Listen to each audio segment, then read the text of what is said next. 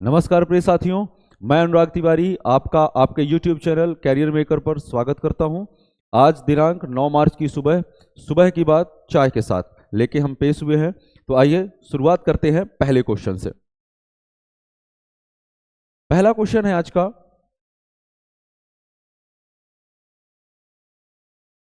छत्तीसगढ़ के पुरातत्ववेत्ता जिनका 92 वर्ष की आयु में निधन हो गया। सबसे पहली चीज तो ये समझिए कि पुरातत्ववेत्ता या आर्कियोलॉजिस्ट क्या है। जो प्राचीन समय की चीजें जो जमीन के नीचे हैं या मंदिर जो बहुत पुराने हैं उनके बारे में ये तथ्य पता करना कि आखिर इनकी निर्माण शैली नागर शैली में बने हैं, बेसर शैली में बने हैं या द्रविड़ शैली में बने हुए हैं, इनके बारे में पता करना और इस चीज के बारे में सरकार को बताना कि फलानी जो इमारत है वो लगभग कितने वर्ष पुरानी है, इसके बारे में आगाह करना जो है वो पुरातत्ववेत्ताओं का काम है। तो छत्तीसगढ़ के प्रमुख आर्कियोलॉजिस्ट जो है उनका नाम था अरुण कुमार शर्मा जी। क्या नाम है? अरुण कुमार शर्मा जी, जो जिनका अभी निधन हुआ है। और 2017 में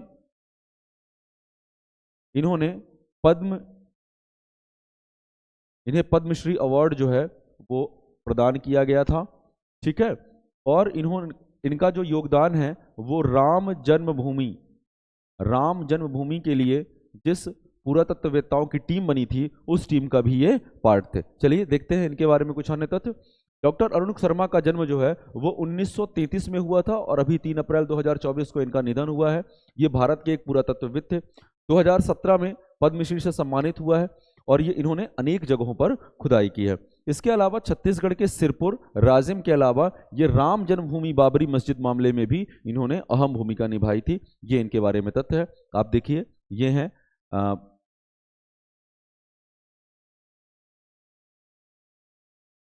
ये है श्री अरुण कुमार शर्मा जी जिनका अभी हाल ही में निधन हुआ है। चले थोड़ा सा छत्तीसगढ़ के बारे में देख लेते हैं। छत्तीसगढ़ का जो गठन है वो 1 नवंबर 2000 को हुआ है। राजधानी जो है वो रायपुर है। छत्तीसगढ़ में 33 जिले हैं। ठीक है, छत्तीसगढ़ में 33 जिले हैं। छत्तीसगढ़ सरकार जो है यहाँ पे रूल कर रही है। राज्यपाल जो है विश्वभूषण हरिचंदन है, विश्वभूषण हरिचंदन। मुख्यमंत्री विष्णुदेव साय हैं। मुख्यमंत्री विष्णुदेव साय अभी बीजेपी के कैंडिडेट हुए हैं। ये एकल सदनी है अर्थात केवल यहाँ पर विधानसभा रूल कर रही है। ठीक है। और यहाँ पे विधानसभा के कुल कितनी सीटें हैं? 90-1। ठीक है। लोकसभा की यहाँ पे 11 सीटें हैं और राज्यसभा की 5 सीटें हैं। याद रखिएगा छत्तीसगढ़ में भी आप जैसे मध्य प्रदेश का आपको लोगो मिलता है वैसे ही लगभग आपको छत्तीसगढ़ का लोगो मिलता है। मध्य प्रदेश का जो लोगो है उसमें ये बाहर के जो दुर्ग बने हुए हैं वो 24 हैं, लेकिन छत्तीसगढ़ में कितने हैं? 36 है, 36 ये हैं। अगर आप इन्हें काउंट करेंगे 1 2 3 तो ये 36 है। छत्तीसगढ़ शासन है। ठीक है। और यहाँ पे ये धान की बालियां, क्योंकि चावल जो है वो छत्तीसगढ़ की मुख्य फसल है, इस कारण से यहाँ पे, और बीच में अशोक स्तंभ जिसके नीचे सत्यमेव जयते लिखा हुआ है, ये यहाँ पे आपको मिल जाएगा। चलें आगे देखते हैं।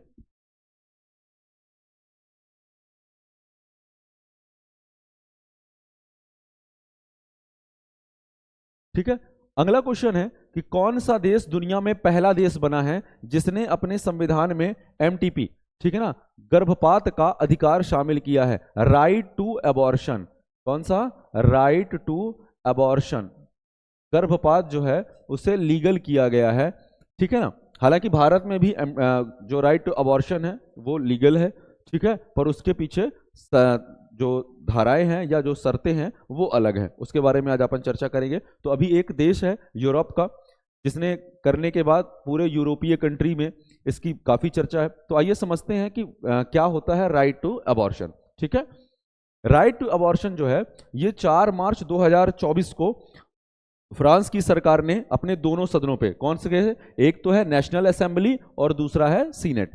ठीक है ना। जैसे अपने यहाँ लोकसभा और राज्यसभा है वैसे ही फ्रांस में कौन सी होती है? एक नेशनल असेंबली है और दूसरी कौन सी है? सीनेट है। वहां पे उसने एक एक्ट लाया और उस एक्ट को उन्होंने वहां पे पारित करा लिया। इसके पारित होने के बाद पूरे यूरोपीय देशों में इसकी बहस छिड़ गई है कि आखिर इसे क्यों पास किया गया है। ठीक है। और ये फ्रांस के संविधान के अनुच्छेद 34 में इसको किया गया है कि महिलाओं को गर्भपात के आधार की गारंटी दी गई है और गर्भपात को संवैधानिक बनाने वाला ये दुनिया का पहला देश बन गया है। ठीक है ना, ये दुनिया का पहला देश बन गया है। इसके बारे में यूरोपीय कंट्री और भारत के जो मेडिकल टर्मिनेशन प्रेगनेंसी हैं या गर्भपात के नियम हैं वो अलग अलग है। तो आइए हम ये भी जान लेते हैं साथ ही साथ कि भारत में गर्भपात कानून को लेके क्या नियम है। ठीक है, अगली स्लाइड पे देखते हैं। भारत में जो गर्भपात नियम है वो medical termination of pregnancy act 1971, ठीक है, जो मेडिकल टर्मिनेशन होगा अर्थात ये केवल एमटीपी ही हो सकता है, आप स्वैच्छिक गर्भपात नहीं करा सकते। ठीक है ना, उसके लिए आपको मेडिकली प्रूवन एक सर्टिफिकेट जो एक डॉक्टर सर्टिफाई करेंगे वो आपको चाहिए होगा। उसके बाद ही आपको किसी नर्सिंग होम या सरकारी हॉस्पिटल में आपका प्रेगनेंसी जो है वो अबॉर्ट हो सकती है, अन्यथा आपकी प्रेगनेंसी अबॉर्ट नहीं होगी। ठीक है, और इसके पीछे तार्किक रीजन ये रहा है कि कुछ लोग अपने कन्या भ्रूण हत्या को लेकर इतने ज्यादा सजग हो गए थे कि वो उनकी हत्याओं के लिए टर्मिनेशन ऑफ प्रेगनेंसी कर रहे थे। ठीक है ना, कि बच्चे का गर्भपात करवा दिया जाए। इस कारण से भारतीय संविधान में 1971 के एक आर्टिकल लाया गया और इस आर्टिकल के जरिए इस अबॉर्शन को बंद करवा दिया गया कि आप जब तक डॉक्टर लिख के नहीं देगा कि उसमें कोई ऐसी समस्या है जिसके कारण उसकी माँ को या होने वाले बच्चे को कोई खतरा हो सकता है। अब कौन कौन से नियम है, मान लीजिए कि किसी महिला का गर्भ ठहर गया अर्थात वो माँ बनने वाली है और उसके बच्चे में जांच के दौरान ये रिपोर्ट निकल के आती है कि उसको मेडिकल से जुड़ी ऐसी लाइलाज बीमारी है जिसका पैदा होने के बाद कोई इलाज नहीं है और उसके माता पिता नहीं चाहते हैं उसे दुनिया में लाना, तो इस शर्त पर मेडिकल टर्मिनेशन पे, मेडिकल टर्म्स पे उसकी प्रेगनेंसी को क्या किया जाएगा, अबॉर्ट कर दिया जाएगा। या दूसरी शर्त यह है कि उस बच्चे के पैदा होने के कारण उसकी माँ को खतरा हो सकता है, तो वहां पर भी अब जो प्रेगनेंसी है उसे अबॉर्ट कर दिया जाएगा, गर्भपात को वैलिड ठहरा दिया जाएगा।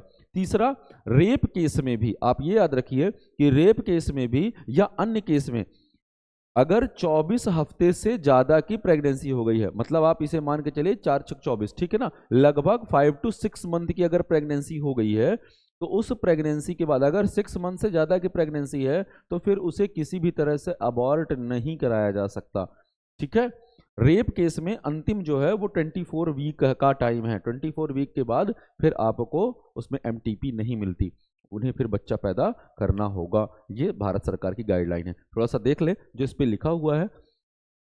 Medical termination of pregnancy act 1971 के जरिए नियंत्रित किया गया था और देश भर में रजिस्टर्ड हैं कुछ डॉक्टर जो गर्भपात करा सकते हैं। ठीक है ना, इसका कारण क्या है कि महिला के मानसिक या शारीरिक स्वास्थ्य से खतरा हो तो गर्भपात की छूट रहती है और यदि बच्चे को दिमाग से जुड़ी कोई गंभीर बीमारी की आशंका हो तो भी अबॉर्शन जो है वो लीगल माना जाता है। वहीं तीसरी चीज जो देखिए, सारी शर्तें जो है वो डॉक्टर के ऊपर है, ठीक है ना, वहीं पे अगर डॉक्टर को लगेगा कि प्रसव के दौरान महिला को शारीरिक असामान्यताएं होने लगेंगी तो भी उसे राइट टू अबॉर्शन है, अर्थात अबॉर्शन का अधिकार है।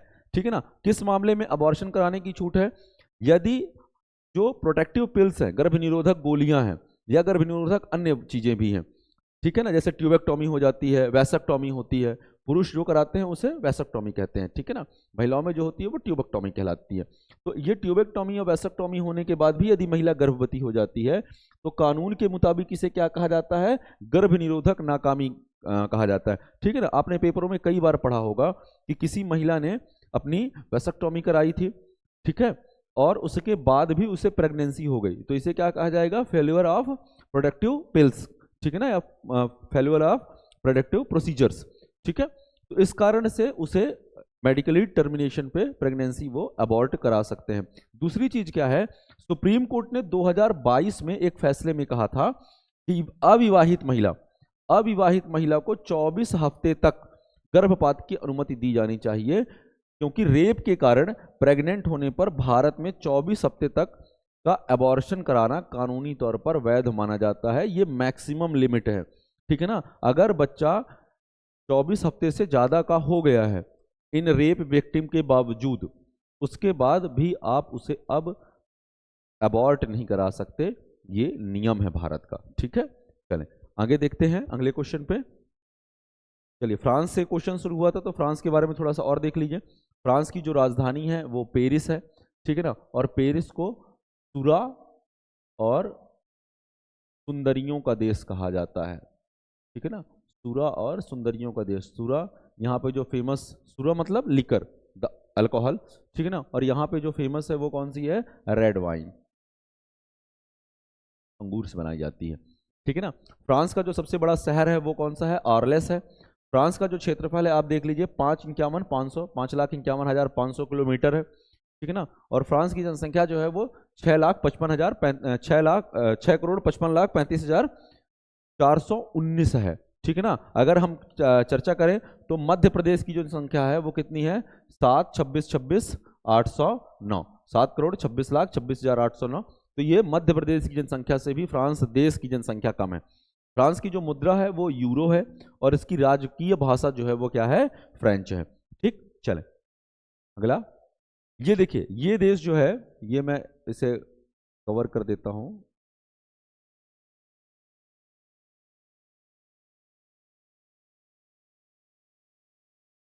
ठीक है ना। ये देश जो है ये है फ्रांस, और ये जो देश है ये है यूनाइटेड किंगडम। और इनके बीच में ये जो पानी भरा हुआ है, ये देखिए, ये नीला, इसे मैंने काला कर दिया, ठीक है ना। ये यही है इंग्लिश चैनल।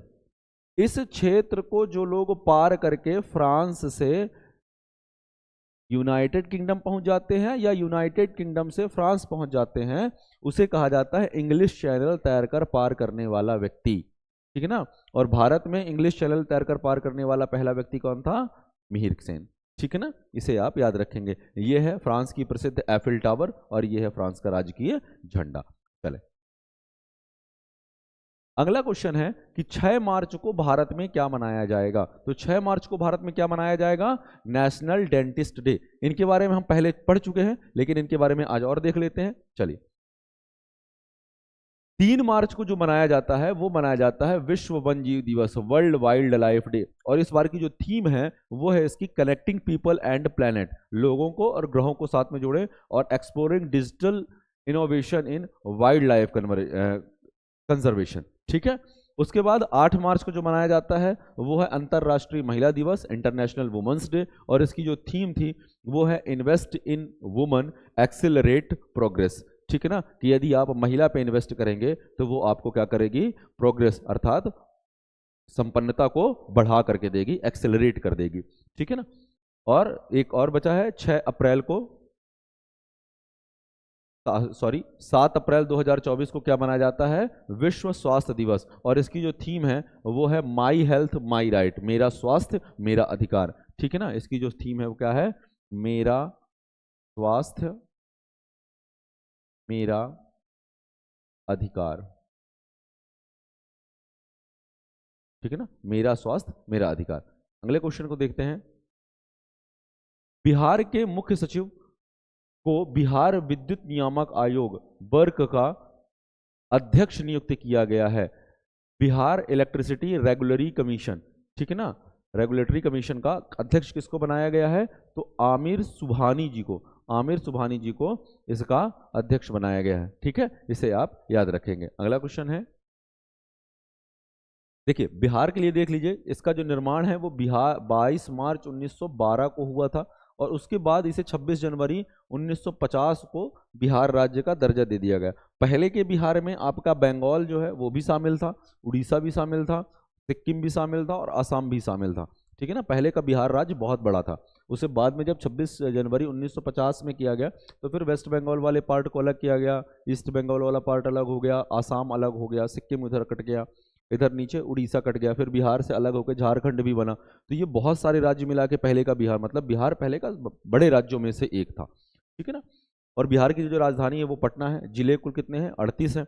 वर्तमान में यहाँ के जो इस गवर्नर हैं वो कौन है? राजेंद्र आर्लेकर हैं, राजेंद्र आर्लेकर। मुख्यमंत्री तो आपको पता ही है, ठीक है ना, जो हमेशा रहे हैं, भले किसी भी पार्टी से रहे हों, नीतीश कुमार जी। और इनकी पार्टी का नाम है जदयू, जनता दल यूनाइटेड। क्या नाम है? जनता दल यूनाइटेड, ठीक है ना। तो जनता दल यूनाइटेड, जदयू। ये द्विसदनी है, ये जरूर याद रखिएगा कि बिहार जो है वहां पे 2 सदन है, विधानसभा भी है और विधान परिषद भी है। तो विधानसभा में कितनी सीटें हैं? ये थोड़ा सा उल्टा हो गया है, इसे सुधार लीजिएगा। विधानसभा में 243 सीटें हैं और विधान परिषद में 75 सीटें हैं, ठीक है ना। तो विधानसभा में 243 है और विधान परिषद में 75 सीटें हैं। लोकसभा की जो है वो 40 सीटें यहाँ पे हैं, ठीक है ना। और ये पटना हाईकोर्ट में लगता है। ये है बिहार, ठीक है ना। ये जो व्हाइट पार्ट से दिख रहा है, जिसे मैं ब्लैक कर रहा हूँ थोड़ा सा, आपको ज़्यादा क्लियरिटी के साथ समझ में आएगा। ये ये जो पूरा पार्ट है, तो इसके देखिए, इसके उत्तर में जो है नेपाल लग रहा है, इसके पश्चिम में आपका उत्तर प्रदेश लग जाता है, ठीक है ना। और इसके इस हिस्से पे, दक्षिणी हिस्से पे जो है वो झारखंड लग जाता है, ठीक। और इसके कुछ हिस्से पे यहाँ पे ये वेस्ट बंगाल लग रहा है, वेस्ट बंगाल WB। और थोड़ा सा हिस्सा इसका सिक्किम से भी टच होता है। तो ये इतने राज्यों से घिरा हुआ है, ठीक है। ये बिहार के वो 33 जिले हैं जो वर्णित हैं, ठीक है। इन्हें आप देख लीजिएगा। ये बिहार की राजधानी पटना है, जो ये ग्रीन से ये मैं कर रहा हूँ, ये ग्रीन से जो पूरी फैली हुई है, ये पूरी पटना राजधानी है, जो लगभग बीचों बीच में है इसके, ठीक है। चले नेक्स्ट। निक्की हेली के बाहर निकलने के बाद अब आप पहले तो ये समझिए कि निक्की हेली कौन है। निक्की हेली जो है वो रिपब्लिकन पार्टी जो है, रिपब्लिकन पार्टी की प्रमुख उम्मीदवार रही हैं अभी तक। लेकिन उसके बाद निक्की हेली एक चुनाव हार गई और उन्हें रिपब्लिकन पार्टी के उससे राष्ट्रपति पद से बाहर निकाल दिया गया। और उसके बाद एक नए शख्स का आगमन हुआ जो इसके पहले भी अमेरिका के राष्ट्रपति रह चुके हैं। उनका क्या नाम है? Donald Trump. क्या नाम है? Donald Trump. इसे आप याद रखेंगे, ठीक है ना। चले अगला क्वेश्चन, अगला इसकी इमेज देखते हैं। इसका जो वास्तविक नाम है वो क्या है? संयुक्त राज्य America, United states of America है। इसकी जो राजधानी है वो वाशिंगटन DC है, ठीक है ना। इसका जो स्वतंत्रता दिवस है वो 4 जुलाई है। मुद्रा इसकी USA डॉलर है। जनसंख्या इसकी 32 करोड़ 57 लाख है, ठीक है ना। और इसका क्षेत्रफल जो है वो 98,26,635 वर्ग किलोमीटर है। इसका जो राष्ट्रीय पक्षी है वो है बाल्ड ईगल। और इसका जो राष्ट्रीय वृक्ष है वो कौन सा है? ओक ट्री, जिसको साइंस में क्वेरिकस कहते हैं, ठीक है। नेक्स्ट, ये देखिए, ये है अमेरिका, जो व्हाइट पार्ट से पूरा ये ढका हुआ है, ठीक है। और यहाँ पे भी ये इसका क्षेत्र है जिसे अलास्का कहते हैं, ठीक है।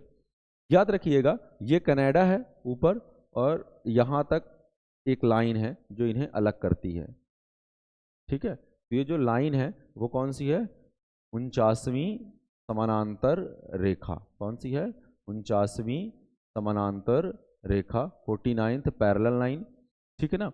और यहाँ पे ये 5 झीलें हैं, आपको दिख रही होंगी, 1 2 3 4 5, ठीक है ना। ये 5 झीलें हैं जो अमेरिका और कनाडा को अलग करती हैं। और इन 5 झीलों के नाम क्या हैं? होम्स, ठीक है ना। शर्लॉक होम्स जो है बड़ा फेमस डिटेक्टिव रहे हैं, तो उन्हीं के नाम पे आप इसे समझिए। इन 5 के जो फर्स्ट लेटर हैं वो होम्स बनाते हैं, ठीक है ना। और होम्स में पहली जो है उसका नाम है ह्यूरन, दूसरी है ओंटारियो, तीसरी है मिशिगन, चौथी है इरी, और 5वीं है सुपीरियर, ठीक है ना। तो ये 5 झीलें और 49वीं 49th पैरेलल लाइन जो है वो इनका निर्माण करती हैं, ठीक है। चलिए नेक्स्ट देखते हैं। ये है अमेरिका का, USA का झंडा, आपने हमेशा देखा होगा। और ये उनकी ऑफिशियल सील है जो किसी भी उनके राष्ट्रीय पत्र पे लग के आती है। ग्रेट सील कहते हैं इसे, महान मोहर, ठीक है ना। जैसे भारत में अशोक स्तंभ है, वैसे ही उनके यहाँ पे ये पूरा उनका सील है। ये देखिए, ये बाल्ड ईगल हो गया, उसके हाथ में ये बाण है, इधर साइड फ्रूट्स है कुछ, ये उसके बीच में झंडा है, इधर इसने लिखा हुआ है एप्लरवेस UNMU, ठीक है ना। तो ये कुछ के संकेत हैं। चलिए अगला क्वेश्चन देखते हैं। केंद्रीय रक्षा मंत्री राजनाथ सिंह ने किसका शुभारंभ किया है? तो इन्होंने शुभारंभ किसका किया है? अदिति स्कीम का किया है। और ये स्कीम जो है, आप ऐसा समझिए कि जो भारतीय रक्षा प्रणालियां हैं उनमें से अभी प्रारंभिक उस पर 30 रक्षा प्रणालियों को, कितनी? 30 रक्षा प्रणालियों को डेवलप करना है। 30 रक्षा प्रणालियों को विकसित करने का लक्ष्य है, विकसित करने का लक्ष्य है, जिसमें से 17 पर काम चालू है, 17 पर कार्य प्रारंभ हो चुका है। ठीक है, तो आप याद रखेंगे थल सेना, नौसेना, वायुसेना और डिफेंस स्पेस स्टेशन। 3 योजनाएं जो हैं वो डिफेंस थल सेना से ली गई हैं, 5 नौसेना से, 5 वायुसेना से, तो कितना हो गया 13, और 4 जो है वो डिफेंस स्पेस स्टेशन से। तो कुल मिला के ये 17 योजनाएं जो हैं उन पर कार्य चालू हो चुका है। ठीक है, चलिए अदिति जो है वो किसकी माँ कही जाती हैं? देवों की। ठीक है ना, देवों की माँ कही जाती हैं। अदिति का एक अर्थ होता है असीम। ठीक है ना, अदिति का एक अर्थ असीम भी है और ये देवों की माँ भी कही जाती हैं। चलिए भारतीय पुराणों के आधार पे अगली स्लाइड देखते हैं। जो अभी किसानों के लिए प्रधानमंत्री ने लागू किया है उसमें से पहली है प्रधानमंत्री फसल बीमा योजना। पहले किसानों की फसल जो है खराब हो जाती थी, अब उसका बीमा करवा लिया जाता है ताकि अगर किसी उस पर खराब भी हो जाए तो बहुत ज़्यादा नुकसान नहीं हो, उसकी भरपाई की जाएगी। दूसरी है पीएम किसान मानधन योजना। इसमें 6,000 रुपये प्रति वर्ष किसानों को दिए जाते हैं, उनके ऑनलाइन ट्रांसफ़र होते हैं 6,000 प्रति वर्ष। और मध्य प्रदेश शासन जो है वो उसमें प्लस 4,000 रुपये मिलाती है, तो कुल मिला के 10,000 रुपये जो है वो प्रति वर्ष किसानों के खाते पे आते हैं। ऑपरेशन ग्रीन योजना है, ठीक है ना, पूरे राष्ट्र को संपन्न करने के लिए। दूसरी है मत्स्य संपदा योजना।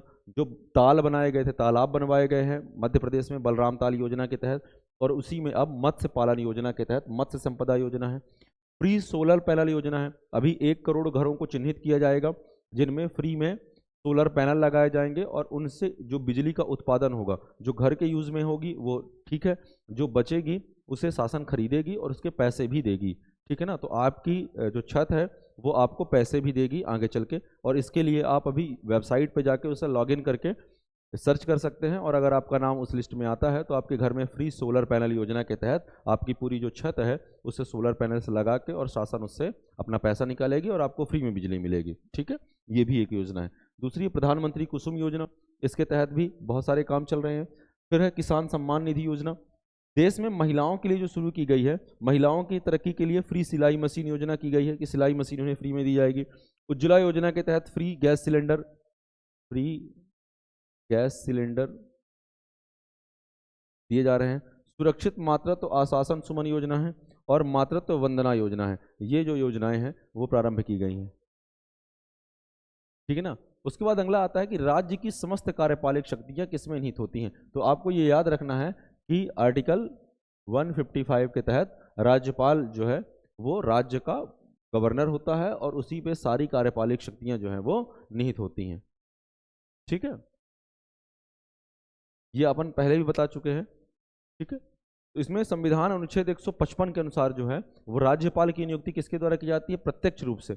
लेकिन वास्तव में क्या हो रहा था कि राज्यपाल की नियुक्ति जो है वो राष्ट्रपति के द्वारा केंद्रीय मंत्रिमंडल की सिफारिश पर की जाती थी। ठीक है ना, और इसमें यह होता था कि किसी व्यक्ति को उस राज्य का राज्यपाल नहीं नियुक्त किया जाएगा जिसका वह निवासी है। दूसरा इसमें था कि राज्यपाल की नियुक्ति से पहले संबंधित राज्य के मुख्यमंत्री से विचार विमर्श किया जाएगा। लेकिन बाद में क्या हुआ कि जब कांग्रेस के अलावा दूसरे जगहों पर दूसरी पार्टियों की सरकारें आने लगी तो ये दूसरा वाला जो है उसमें मुख्यमंत्री से विचार जो है वो बंद हो गया और सीधे अब इस पे कौन फैसला ले रहा था? राष्ट्रपति की जो केंद्रीय मंत्रिमंडल है उस पे सलाहकारी परिषद है उससे उन्होंने फैसले लिए और उसी आधार पर राज्यपालों की नियुक्ति प्रारंभ हो गई। ठीक है, तो ये एक बहुत बड़ा रीजन रहा है। ठीक, तो आपको इसे भी याद रखना है। अगला क्वेश्चन आता है राष्ट्रीय युवा संसद महोत्सव 2024 में प्रथम पुरस्कार किसने जीता है? तो आपको याद रखिएगा कि जो राष्ट्रीय युवा संसद महोत्सव होता है इसमें क्या है कि राष्ट्रीय युवा संसद में सबसे पहले क्या होता है कि पूरे भारत से कुछ लोग चुने जाते हैं जो अपने अपने राज्यों से जीत के आते हैं और वहाँ पे उनके बीच एक डिबेट जैसा होता है, और उसमें जो सबसे अच्छे बोलने वाले लोग हैं, जिनमें सबसे अच्छी प्रतिभा होती है, उन्हें क्या करते हैं कि उन्हें सामने लाकर उन्हें पुरस्कार दिया जाता है। ठीक है, तो ये एक बहुत महत्वपूर्ण योजना है जो अभी लॉन्च हुई है, और इस पे अभी जो पहला पुरस्कार है वो जीता है यतिन भास्कर दुग्गल ने। यतिन भास्कर दुग्गल जो है वो राष्ट्रीय युवा संसद महोत्सव 2024 में प्रथम पुरस्कार पाए हैं, और इनका जो स्थान है ये है हरियाणा से। ठीक है ना, इन्होंने फर्स्ट प्राइज जीती है हरियाणा से। दूसरे नंबर पे जो है वो रहे हैं वैष्णव पिचई। वैष्णव पिचई जो है वो दूसरे नंबर पे रहे हैं। ठीक है ना, और ये कहाँ से हैं? तमिलनाडु से हैं। ठीक, ये कहाँ से हैं? तमिलनाडु से हैं। और तीसरे नंबर पे कनिष्क शर्मा रहे हैं। थर्ड नंबर पे कौन रहा है? कनिष्क शर्मा रहे हैं, और कनिष्क शर्मा जो है वो राजस्थान से हैं। तो आपको ये भी याद रखना है कि पहले नंबर पे यतिन भास्कर दुग्गल जो है वो हरियाणा से हैं, दूसरे नंबर पे वैष्णव पिचाई, सेकंड नंबर पे हैं तमिलनाडु से, और तीसरे नंबर पे कनिष्क शर्मा है, ये थर्ड रैंक है राजस्थान से। ठीक है ना, और ओम बिरला, आपको पता ही है कि ओम बिरला जो है वो क्या है? लोकसभा के स्पीकर हैं। ठीक है ना, तो ये स्पीकर ऑफ पार्लियामेंट है। चलिए नेक्स्ट क्वेश्चन, दुनिया का पहला तैरता थीम पार्क सऊदी अरब में बनाया जाएगा, उसका नाम क्या है? तो उसका नाम है द रिग, ये आपको याद रखना है। ठीक है ना, दुनिया का पहला तैरता थीम पार्क, तो थीम पार्क कौन सा बन रहा है? The rig. ठीक है, चलिए अगला, ये देखें, ये सऊदी अरेबिया का पूरा मैप है। ठीक है, और इसमें आपको समझ में आएगा कि ये पर्शियन गल्फ है, फारस की खाड़ी है, और इधर साइड यहाँ पे कौन सा है? इसके लाल सागर है। और यहाँ पे देखिए आपको अफ्रीका का हॉर्न ऑफ अफ्रीका दिख रहा है। क्या दिख रहा है? हॉर्न ऑफ अफ्रीका दिख रहा है, जिसमें तीसरा देश जो है वो नीचे है। ठीक है ना, ये उसका नाम हालांकि ये लिखा हुआ है, हॉर्न ऑफ अफ्रीका दिख रहा है।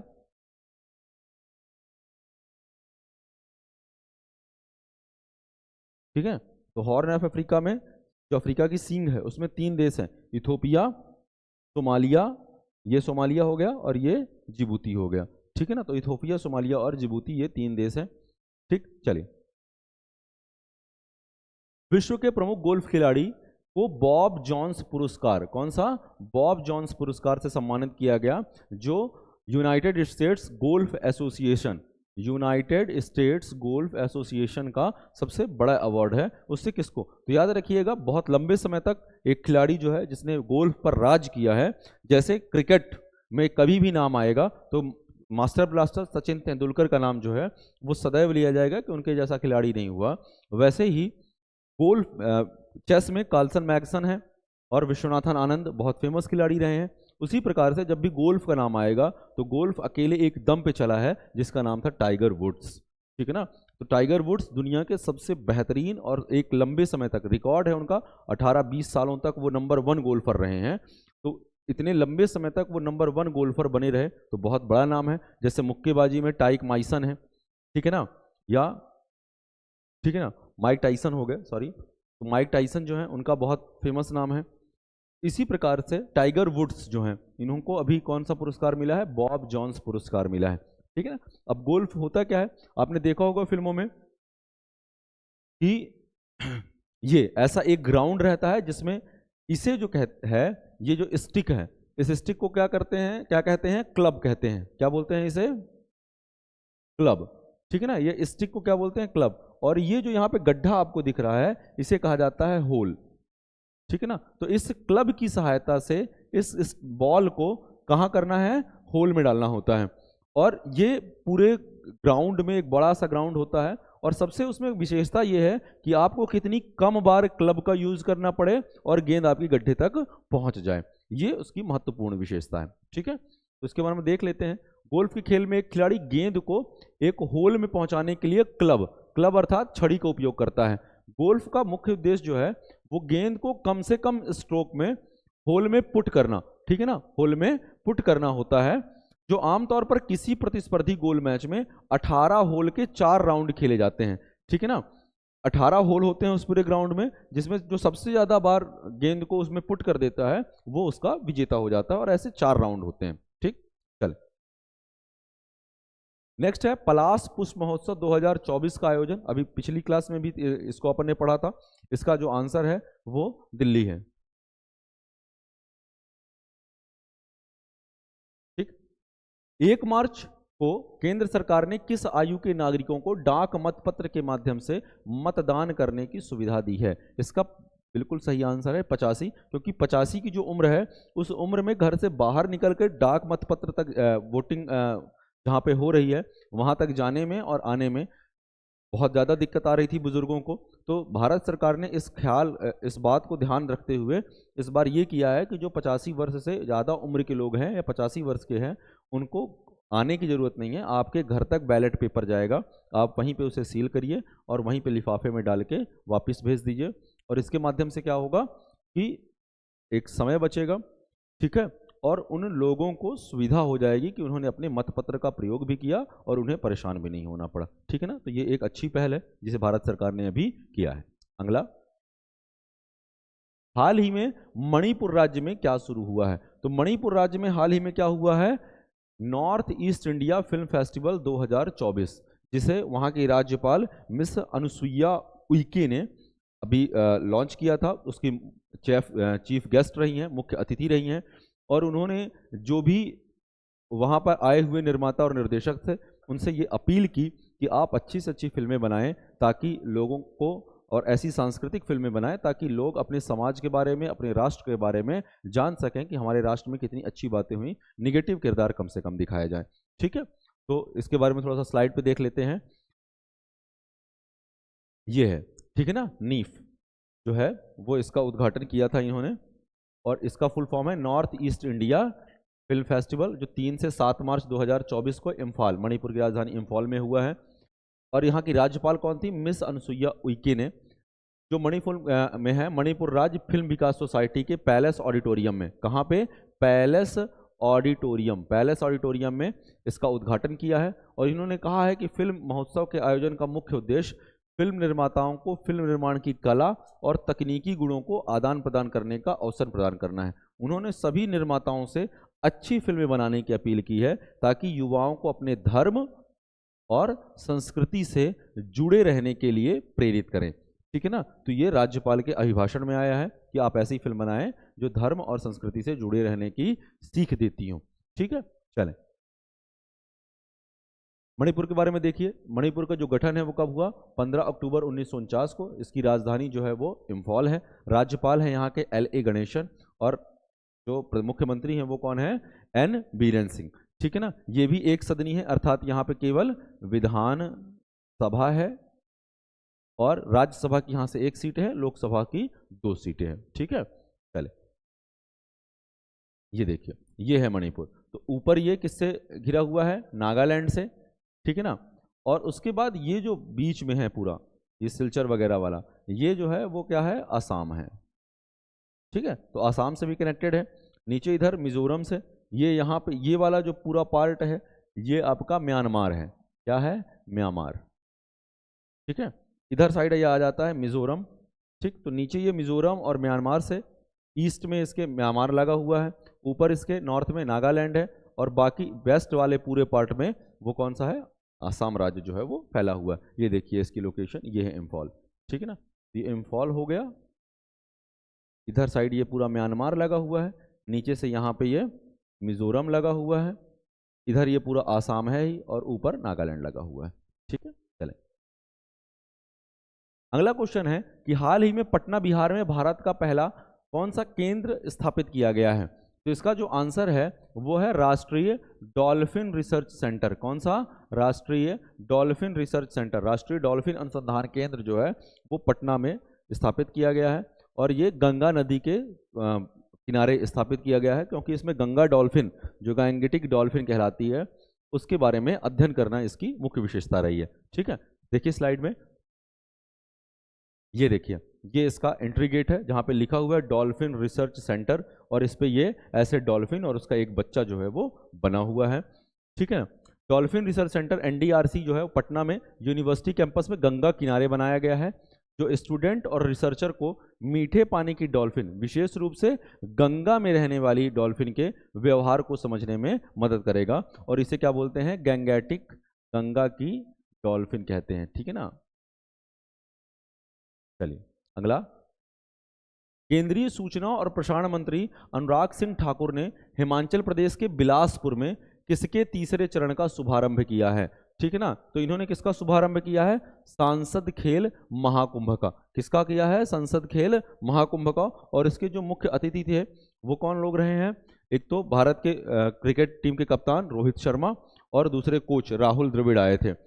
और इन्होंने अपने उद्बोधन में कहा है कि मैं प्रधानमंत्री नरेंद्र मोदी के उस संबोधन से या उस वक्तव्य से प्रभावित रहा हूं कि जब खेलोगे तभी खिलोगे। अर्थात यदि आप मैच या कोई भी स्पोर्ट्स खेलते हैं तो आपके अंदर पहली चीज़ तो नशे की प्रवृत्ति नहीं होगी, दूसरी चीज़ आप अपने आप को ज़्यादा एनर्जेटिक महसूस करोगे। और युवा यदि एनर्जेटिक है, उसमें जोश भरा हुआ है, कुछ भी कार्य करने की क्षमता जो है उसमें पाई जाएगी। क्योंकि रामधारी सिंह दिनकर ने कहा था कि मानव जब जोर लगाता है पत्थर पानी बन जाता है, ठीक है ना। तो स्टूडेंट के लिए सबसे महत्वपूर्ण बात यह है कि आपके अंदर वो जोश, वो जुनून होना चाहिए अपने लक्ष्य को प्राप्त करने का।